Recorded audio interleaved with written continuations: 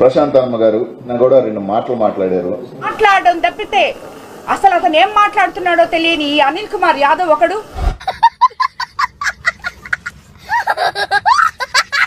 వదిలేస్తా, పెద్ద వయసు బయటపడిపోతుంది. జీవితంలో నువ్వు ఇంకా మారను చూస్తున్నా, అన్ని అబ్జర్వ్ చేస్తున్నా. ఏమన్నా నిందలు పడుతుంటేనో లేకపోతే చేసిన తప్పులు బయటపడుతుంటే టెన్షన్ తట్టుకోలేకపోతుంది. వాడు చేస్తాను వాడి బిల్డప్ ఇంకోసారి ఎవరి పట్ల ఇలా బిహేవ్ చేయకుండా చిన్న టచ్ ఇద్దాం మొదలెట్టండి. కొత్తగా వచ్చింది రాజకీయాలు కాబట్టి మొట్టమొదటిసారి లేట్ గా 60 సంవత్సరాలకి ఎమ్మెల్యే అయింది కాబట్టి 20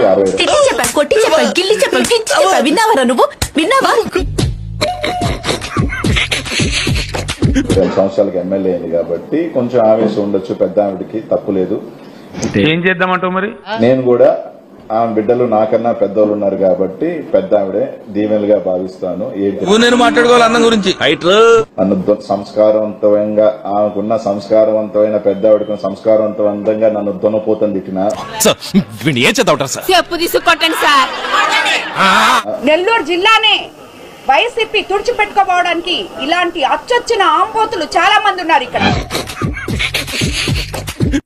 వాడు వీడు అని తిట్టినా నా తల్లి కూడా నన్ను తిడుతుంటుంది. ఎదవా, దునపోత, గాడిద అని తిడుతుంటది. పర్లేదు.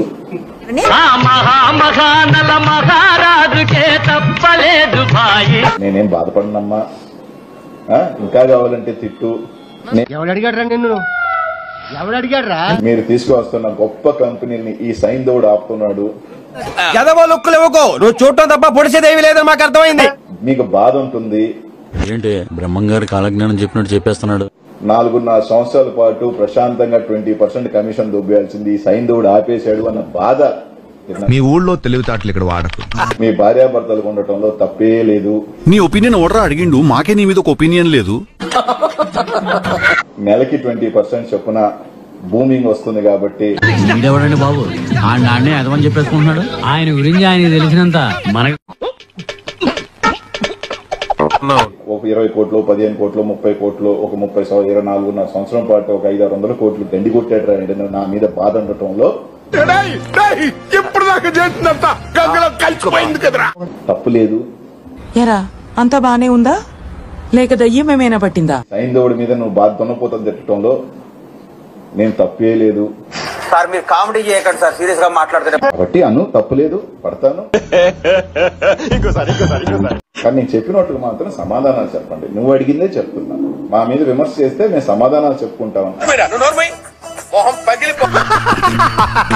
ఇంకొకటి, నాకు దైవ భక్తి ఉంది, ఆ దేవుడు చూసుకుంటాడు అని చెప్పాడు. ఒప్పేసుకున్నావు. నీ తర్వాత ఎవడైనా నా ఆస్తుల మీద ఎవరెవరో చేత నాకు తెలిసి ఆయన కూడా 7 ఉన్నాయి, నాకు తెలిసి 7 ఉన్నాయి. అనండి సార్ అనండి, మీరు పెద్దోళ్ళు మీరు అనొచ్చు, నాలాంటి చిన్నోళ్ళు పడచ్చు. నాకు తెలుసు ఆ సిట్టింగ్ జడ్జిని వేసేస్తే ప్రజలకు తెలుస్తాయి. యువర్ ఆనర్ ఇతను ఏం మాట్లాడుతున్నారో నాకైతే అర్థం కావట్లేదు. నాకు కూడా ఏం అర్థమైతలేదు సార్.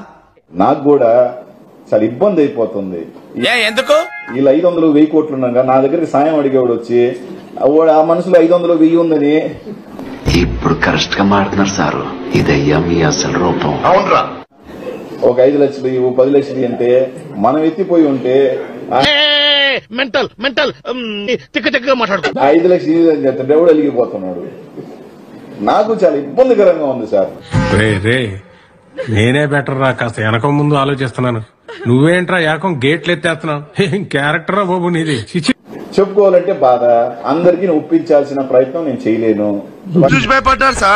అది నిజం సార్. తెలుగుదేశం కార్యకర్తలు గాని లేకపోతే జనసేన నాయకులు గాని నా మీద పోస్టులు పెట్టడంలో తప్పు లేదు.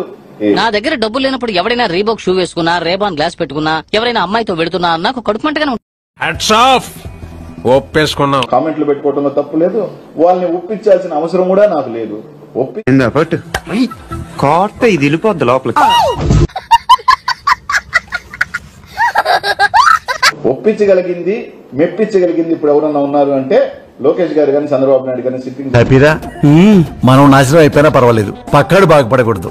అదేరా మన ఇండియన్ సైకాలజీ. ఎంక్వైరీ చేస్తే కనీసం నాకు ఏంది ఉన్నదిరా, అరే వీడు ఎత్తిపోయి ఉన్నాడు రా అన్న సంగతి ప్రజలకు తెలియజేస్తే బాగుంటది. మీతో పెట్టుకుంటే ఏమవుతుంది ఇంకోసారి చెప్పండి సార్.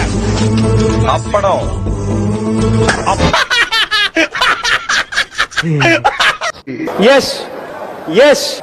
వాస్తవం నాకు సబ్స్క్రైబ్ చేయండి. మళ్ళా అడుగుతున్నా, నేను సిగ్గు లేకుండా అడుగుతున్నా, సబ్స్క్రైబ్ చేయండి.